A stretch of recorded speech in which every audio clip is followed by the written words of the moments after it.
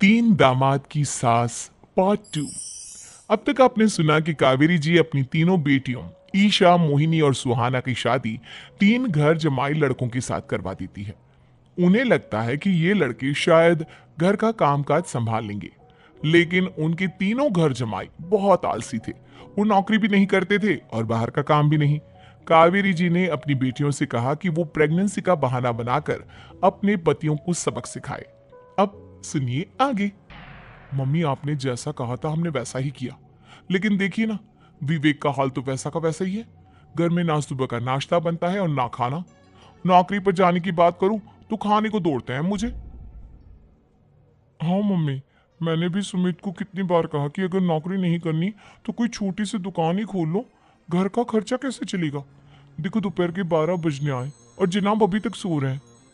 हाँ मम्मी, ईशा और सुहाना ठीक कहती हैं। अविनाश का भी यही हाल है।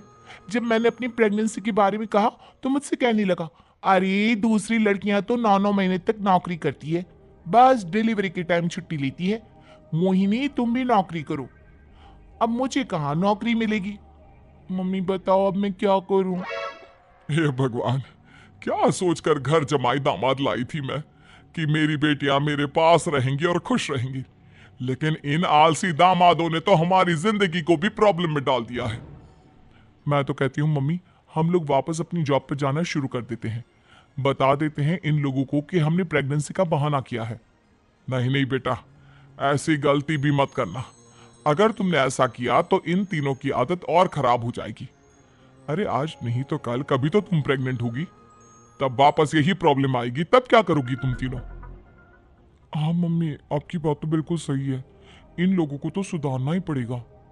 लेकिन कैसे? अपने बच्चों के आने की खबर सुनकर भी इन लोगों पर कोई असर नहीं हो रहा। पैसे कमाने के लिए घर से बाहर निकलना ही नहीं चाहते ये तीनों। अब मेरे दिमाग में एक प्लान आया है। तुम तीनों चिंता मत करो, उन तीनों को बुलाओ, फिर मैं बात करती हूँ। थोड़ी देर बाद कावेरी जी अपने तीनों दामादों को सामने बुलाकर अपनी बात कहना शुरू करती हैं। अविनाश, सुमित और विवेक, देखो बेटा, मैं ना तुम तीनों से बड़ा प्यार करती हूँ, इसीलिए तो तुम्हें घर जमाई बनाकर रखा है मैंने। अरे मम्मी जी, सीधे सीधे कहिए ना, क्या बात है? प्यार तो हम भी आपको बहुत करते हैं। अरे मम्मी जी, आपकी इज्जत भी बहुत करते हैं। अरे भैया, आपकी जैसी सास और कमाने वाली बीवी सबको मिलती है क्या? हाँ मम्मी, विवेक और सुमित ठीक कह रहे हैं। आपकी बेटी से शादी करके मेरी तो जिंदगी ही अच्छी हो गई है। जानती हूं मैं, और ये भी जानती हूं कि तुम तीनों अपनी अपनी बीवियों से बहुत प्यार करते हो। बेटा, बात ऐसी है कि हमारे कुल गुरु ने कहा है कि प्रेग्नेंट होने के बाद मेरी तीनों बेटियां शुरू के 4 महीने हमारे गांव में जाकर रहेगी, जहां मेरे चाचा जी रहते हैं। अरे लेकिन क्यों मम्मी, गांव में जाकर रहने की क्या जरूरत है इन तीनों को? वो क्या है ना बेटा, हमारे परिवार को एक श्राप है। अगर मेरी बेटियों ने यहाँ पर बच्चा पैदा करने की कोशिश की तो उनके बच्चों को कुछ भी हो सकता है। इसलिए अब से लेकर 4 महीने पूरे होने तक इन्हें गांव वाले घर में रहना पड़ेगा। हाँ, तो इसमें प्रॉब्लम क्या है मम्मी जी? हम भी वहां जाकर रहेंगे, पिकनिक मनाएंगे। अरे भाई, बीवी जहाँ हम भी वहाँ। हाँ यार, आइडिया तो बहुत अच्छा है। शहर की जिंदगी में रह रहकर परेशान हो चुके हैं, अब कुछ दिन गांव में बिताएंगे। तुम लोग समझने की कोशिश क्यों नहीं करते? तुम में से कोई भी वहां नहीं जा सकता, और मैं यहाँ रहूंगी ना तुम तीनों के साथ। 4 महीने की तो बात है, उसके बाद ये तीनों ही लौट कर आ जाएंगी।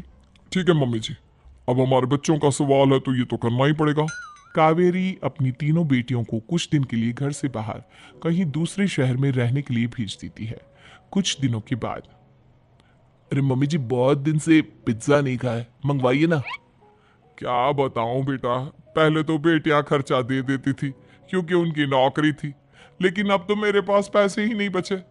थोड़े बहुत पैसे हैं जो बच्चों की डिलीवरी में काम आएंगे। लेकिन मम्मी जी, आपकी बेटियों को वापस आने में तो अभी बहुत वक्त बाकी है। वही सोच सोच कर परेशान हो रही हूँ। सोच रही हूँ कल से दूध भी बंद करवा देती हूँ। अब दूध वाले को देने के लिए पैसे भी तो नहीं है ना। अरे नहीं नहीं मम्मी जी, अगर दूध भी बंद करवा दोगी तो मुझे चाय कहाँ से मिलेगी? और चाय के बिना मैं तो मर ही जाऊंगा। क्या करूं बेटा, इसके अलावा हमारे पास कोई ऑप्शन नहीं है। मेरे पास पैसे ही नहीं बचे। इस तरह कावेरी जी धीरे धीरे अपने तीनों दामादों को पैसे देना बंद कर देती हैं और घर में खाने पीने की चीजें लाना भी बंद कर देती है। अब वो तीनों बुरी तरह से परेशान होने लगे थे और इसलिए एक दिन तीनों प्लान करके घर से बाहर निकलते हैं और बाजार में जाने के बाद, यार अच्छा खाना खाए हुए कितने दिन हो गए, पता नहीं कब अच्छा खाना मिलेगा। हमारी बीवियों के जाने के बाद तो हमारी हालत भिखारियों जैसी हो गई है यार। कुछ भी हो, मुझे तो आज पिज्जा खाना ही खाना है। जेब में 1 रुपया नहीं और पिज्जा खाएगा, कहां से आएंगे पैसे? अरे देख वहां सामने बोर्ड पर क्या लिखा हुआ है, कंप्यूटर पर काम करने के लिए एक आदमी की आवश्यकता है। भाई मैं तो जा रहा हूँ, काम करूंगा और शाम तक पैसे लाकर आराम से पिज्जा खाऊंगा। जा जा, तुझे कोई काम नहीं देने वाला, हम तो घर जा रहे हैं। चल भाई सुमित। सुमित और अविनाश वहां से चले जाते हैं और विवेक उस कंप्यूटर शॉप पर सारा दिन काम करके 5,000 रुपए कमाकर घर लौट कर आता है और अपने खाने के लिए अच्छी अच्छी चीजें भी लेकर आता है। ये देखकर विवेक और सुमित के दिल में भी कुछ पैसे कमाने की इच्छा जागती है। अरे सुबह सुबह कहाँ चल दिए तुम? मम्मी जी एक बहुत अच्छी जगह मिली है, कंप्यूटर पर काम करने के 5,000 मिले थे कल मुझे। अगर रोज काम करूंगा तो पूरे 40,000 की तनख्वाह। अरे वाह, ये तो बहुत अच्छी बात है दामाद जी, आपको जाना ही चाहिए। सुमित और अविनाश विवेक को इस तरह तरक्की करते देखकर परेशान हो जाते हैं और वो दोनों भी काम की तलाश में निकल पड़ते हैं।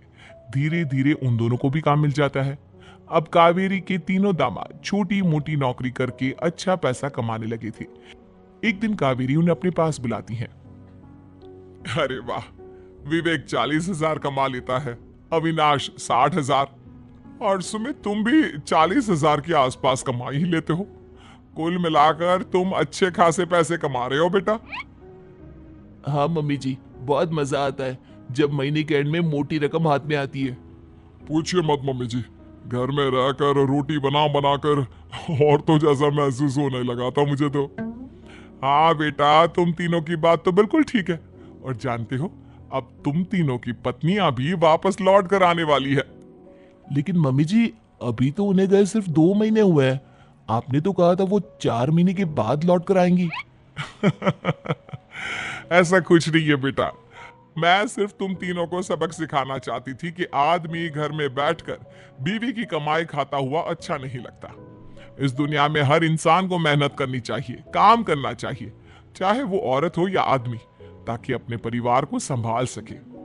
कावेरी की बात सुनकर उन तीनों को अपनी गलती का एहसास होता है और कावेरी उन्हें सच बता देती है कि ईशा, सुहाना और मोहिनी शहर में ही कहीं दूसरी जगह रह रहे थे। शाम के वक्त उन तीनों की पत्नियां लौट कर आ जाती है और कावेरी जी का परिवार एक खुशहाल परिवार की तरह रहने लगता है।